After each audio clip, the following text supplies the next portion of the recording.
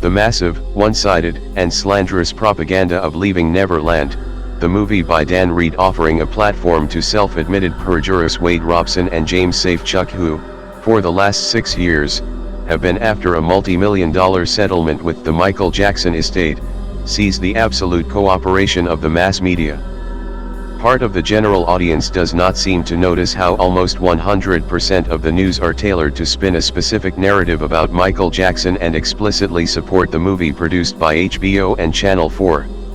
Given how easily debunkable the countless lies and contradictions presented in Leaving Neverland are, it should not be surprising that the tabloid media are creating a wall of fire against Jackson, even resorting to fake news from the 90s. Among the many individuals suddenly resurrected as part of the Leaving Neverland circus, some stand out for their pathetic attempt to be relevant again. Most of these people are convicted or self-admitted criminals, yet the media don't seem to care. Former mate at Neverland Ranch, McManus is once again making the rounds on tabloid press and even on TV to share, and sell, her lurid false stories against Michael Jackson. This is something that she has been doing since the 90s. And the media are still giving her a platform and credit. The press seems to ignore or pretends to ignore that she is a self-admitted perjurer and a serial thief. Adrian McManus worked as a maid for Jackson, but was fired from Neverland for theft prior to the 1993 allegations, and then sold false stories to the tabloids about witnessing Michael molest young boys, including Macaulay Culkin. Let's take a look at the reason why she is as useful to Leaving Neverland as she is completely unreliable and untrustworthy, just like James Safechuck and Wade Robson. In 1993, Adrian McManus was deposed regarding the Jordan Chandler case, and stated that she had never seen Jackson molesting anybody. In her deposition, McManus stated that she never witnessed any sexually inappropriate acts by Michael Jackson with any children, including Jordan Chandler. As a matter of fact, she even added that she trusted Jackson to the point that she would have no problem leaving her own son alone with him. In 1994, Adrian McManus joined a group of disgruntled Jackson's ex-employees and changed her story. December 1994, Adrian McManus joined a group of 5 other former Neverland employees, dubbed the Neverland Five: Kasim Abdul, Ralph Chacon, Adrian McManus, Sandy Doms, and Melanie Bagnall, who had sued Jackson for alleged wrongful termination. McManus changed her tune in her December 2 deposition, claiming, together with the other disgruntled ex-employees, they had all witnessed Jackson behaving inappropriately with children. Specifically, after the Chandler allegations became public, McManus claimed that she witnessed Jackson behave inappropriately with Jordan Chandler, Brett Barnes, and Macaulay Culkin. She had never reported not mentioned any allegation of improper conduct by Jackson before. Pay attention, according to the ex-employee's timeline, the alleged abuses happened between 1990 and 1994.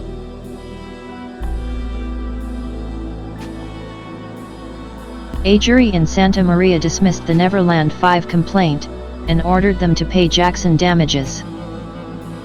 Jackson countersued his former employees, and eventually Chacon and McManus were found guilty of stealing from Jackson's property.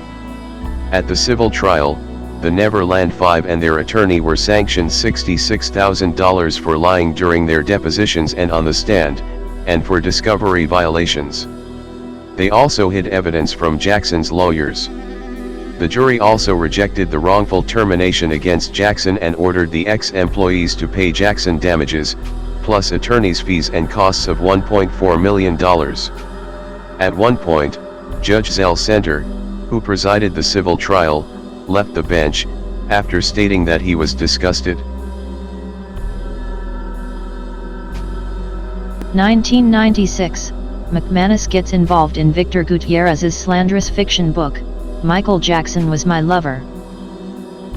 Adrian McManus, together with other former Jackson's employees from the Neverland Five group, is explicitly mentioned in the slanderous pedofiction book Michael Jackson Was My Lover by Victor Gutierrez, a freelance writer who proudly stated several times to have taken part in a NAMBLA conference in 1986. In his book, Gutierrez quoted McManus in grotesque and false events involving feces, one of Gutierrez's typical fetishes. Asked about the events, even the Chandlers disproved Gutierrez's narrative in declarations to the court, stating that they knew absolutely nothing about either the making of the quotes or their content. Evan Chandler stated that he didn't know or recall ever speaking to Abdul, McManus or Bagnall. Jordan Chandler stated the same with the exception of McManus, with whom he only recalled exchanging pleasantries. During the civil trial, McManus' thefts and machinations were exposed by another witness. During the civil trial in the 1990s, another former employee of Jackson's, Francine Contreras, testified that McManus asked her to say she witnessed a male employee of Jackson sexually harass McManus. Contreras also testified that she visited McManus at home during their employment, and McManus showed her a room filled with watches, posters, clocks, sunglasses, t-shirts and laundry baskets filled with Michael Jackson's clothes and other items she stole from Neverland. It was also found that McManus stole a drawing Jackson made of Elvis Presley, and sold it for $1,000 to Gary Morgan from Splash. Contreras testified against McManus' character by describing the display at McManus' home of pilfered items from Neverland, including toys that were meant to be given to needy children.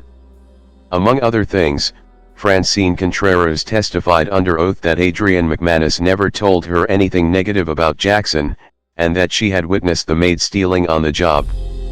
Before the civil lawsuit, none of Jackson's former employees had anything bad to say about Michael. Before suing Jackson, McManus had already defrauded and robbed another person.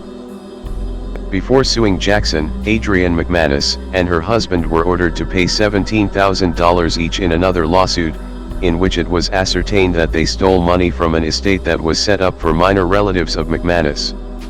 They willfully and maliciously defrauded Shane and Megan McManus, a nephew and a niece of Adrienne McManus, out of their money. They were sued by the children's guardian ad litem.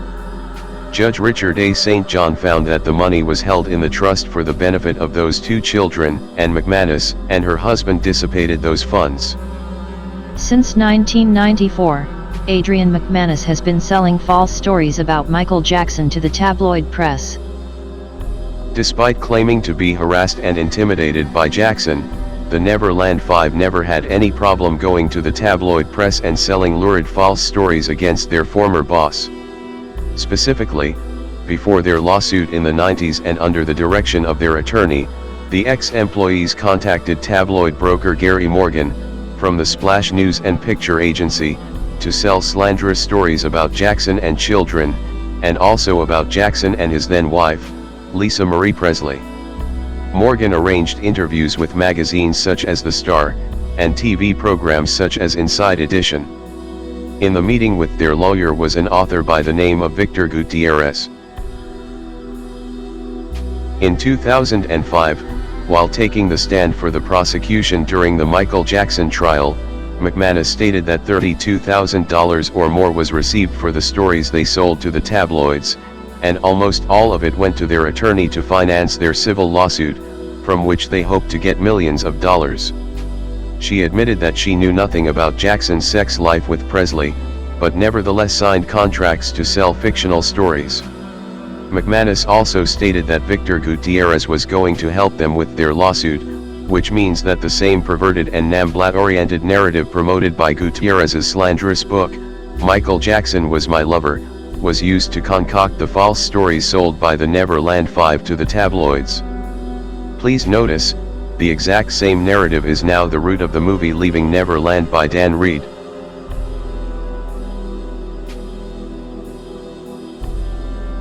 Through the years, Adrienne McManus never had any problems making money off Michael Jackson in any way she could, including reaching the lowest point imaginable, selling some strands of hair belonging to her former boss.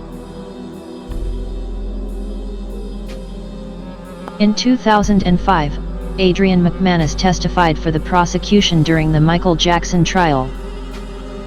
Together with Abdul and Chacon, Adrian McManus testified for the prosecution at the Jacksons' 2005 trial in support of their prior bad acts case.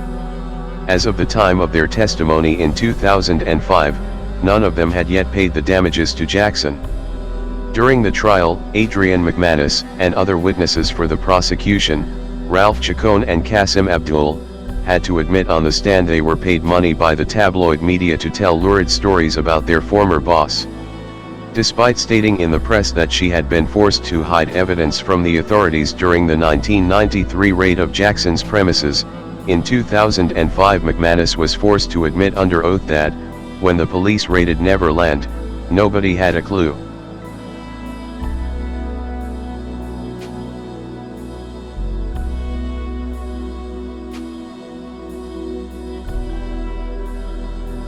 She also admitted being a perjurer during the same trial, while cross-examined by attorney Thomas Misero about her 1994 deposition.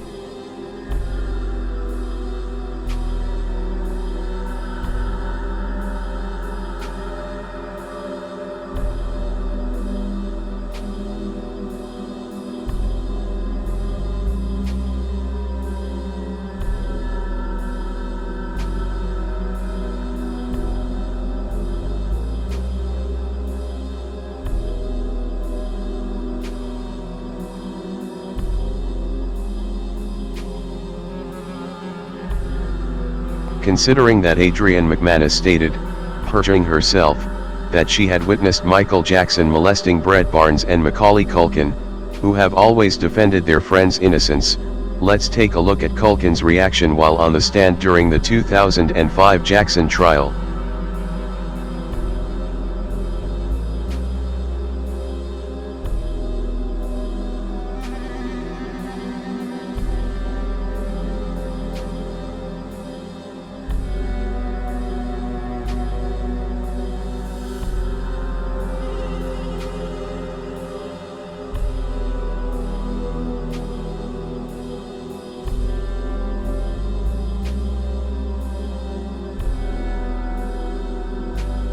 Here in Santa Maria with very little fanfare. His testimony didn't last too long. In a very clear and strong voice, he told the jury Michael Jackson never touched him inappropriately. He also said, quote, "I never saw him act improper with anybody." Culkin at one time had a very close relationship with the pop star. The two traveled together. They spent a lot of time together at Jackson's ranch. And today, many observers saying Culkin's testimony was powerful for the defense. It's hard to imagine there being a better witness for Michael Jackson than Macaulay Culkin. I mean, he not only answered certain questions about whether or not he was molested by Michael Jackson, and he affirmatively said no, but he also gave us the clearest and I think the most succinct window into the mind of Michael Jackson. And today, that just hasn't happened.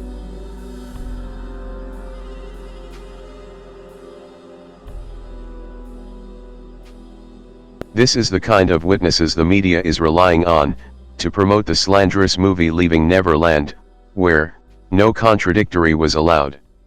No independent voice was allowed. No basic right to defense was allowed. No thorough investigation in the Safechuck and Robson's case was made. No evidence of any abuse was presented. The two accusers' multi-million-dollar financial motive is not mentioned. The umpteenth different version of events is offered. The Namblat-oriented narrative, concocted by Victor Gutierrez, is heavily promoted.